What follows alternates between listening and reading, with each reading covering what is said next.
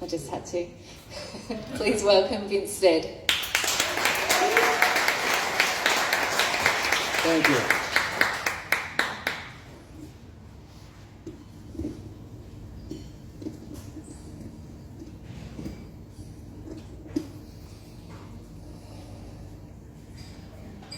The sun arises on another day, the burning orb that lights my heart.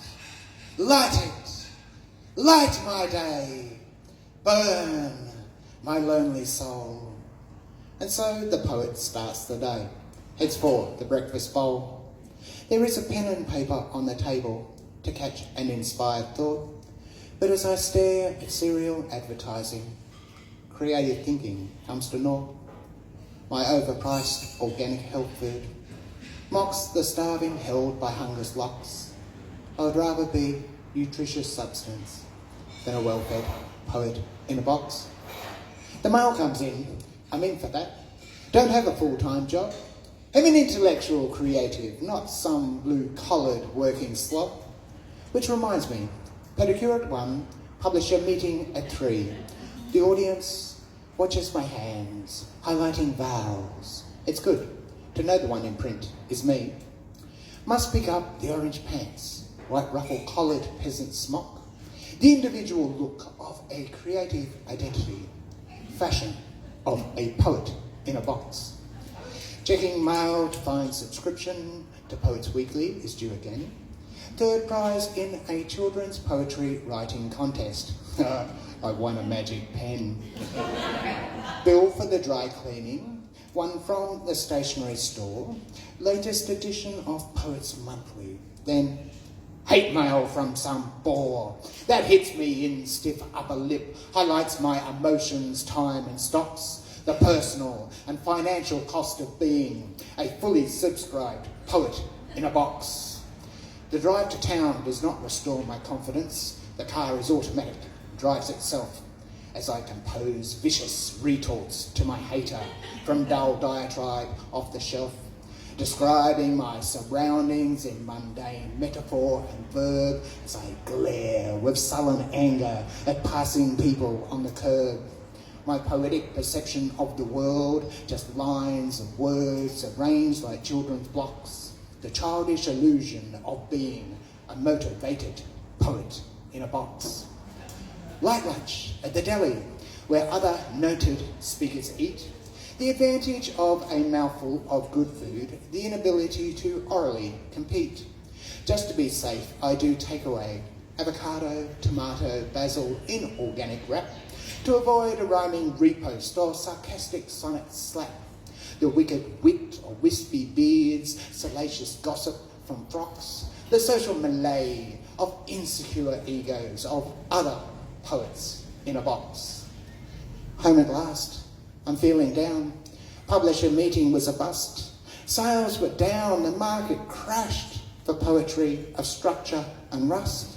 The public were burning books of technique, practiced prose of poetic law, traditional synthetic sentences of syntax replaced by rap, hip-hop, defying the law.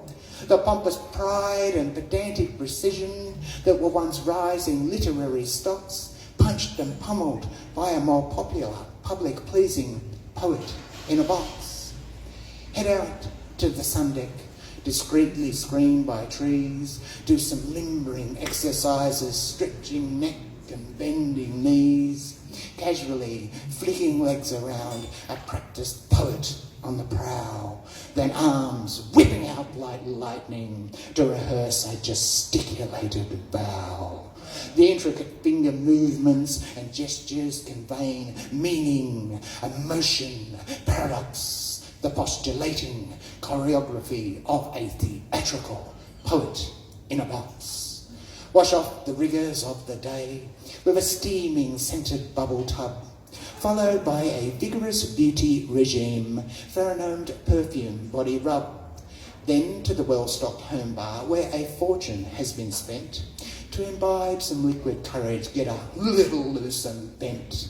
For tonight is the big night where bards battle with clocks, the climactic poetry performance competition between professional Poets in the box. At the venue, in the foyer, there behind a potted plant, my hater from the mailbox, intent on ambush with a public rant. The walls enclosed like a moat around a castle on a hill. But I am a poet knight who has killed 1,000 dragons. I prepare for blood to spill, announcing loudly before I reach them, I would love to speak to you, but I am really in a hurry, have important things to do. Important renders them impotent, muttering anger to their socks, as under public gaze I am a proud, purposefully parading poet in a box. On stage now, I've lost them. My mind, words, and longed-for audience. The neon lights have triggered a psychedelic flashback of coloured incandescence, mentally transporting me out of place. The audience holds its breath, but I just continue, dumbly standing, dying a slow poetic death. Stage fright and misnomer, poets call them mental blocks, the greatest danger confronting a publicly performing poet in a box. Make my escape at intermission, past a line of backs of bar, a group of sycophants feeding on some new rising poet star.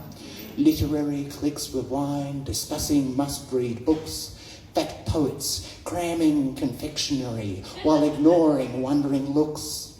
Past the smokers in the lane, a drunk contestant crashed among the rocks.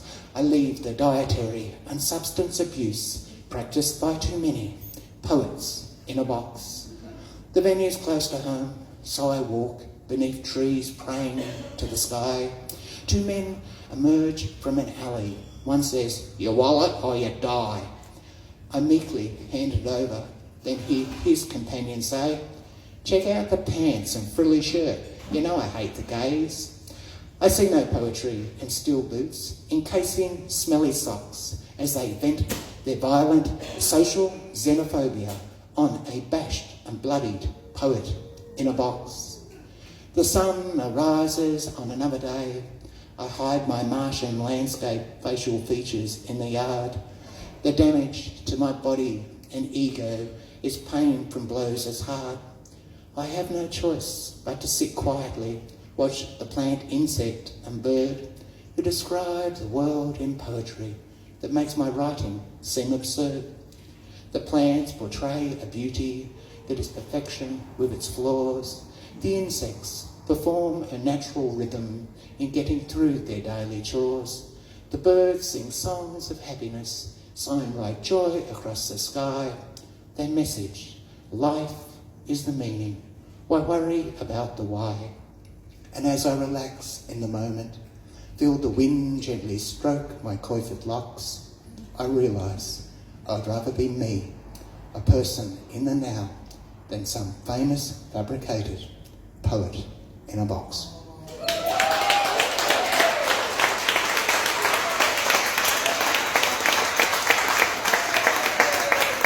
Awesome. Keep it going for Vince.